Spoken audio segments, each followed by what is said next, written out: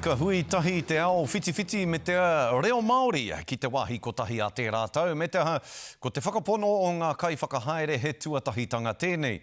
Ko tīpene Kapakingi tētahi o ngā kai whakahaere i te whakataetai mā tātoa. He whakataetai whiti reo Māori. Anei rā te pūrongoa Tanisha Rohe.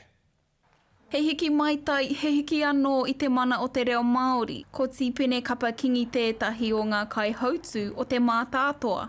He whakataetai naka whiti hou e whakatairanga i te reo Māori. Ko wā mātou tino kai ko te reo Māori kātahi, ko te whakapakari tinana, ko te mahi whiti rau kā rua.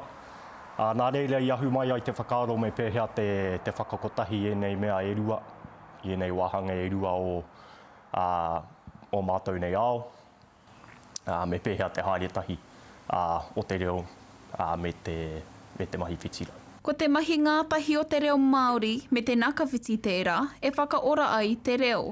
E mōhio nei tāua e ora ai te reo me whakamahi aia i roto i ngā horopaki katoa.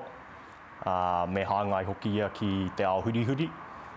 Koinei tētahi huarahi e pērahi ai te reo Māori e whakahangaitia ai ki ngā horopaki o te naia nei. Ko tana aki ki te marea. Ko tāku he kaua e wehi, kaua e horoku kū, ahakoa te taumata o ahakoa te pakari o te tinana, ahakoa te taumata o te reo e wāte ana tēnei kaupapa ki te katoa, no reira haramai te tini, haramai te mano, kia whakanui tātou i tō tātou nei reo, kia whakapakari hoki tātou i o tātou nei tinana. Ka mā tātoa ngā kai whakataetai hei te āperira e tū mai nei. Tanisha Rohe, Te Karere.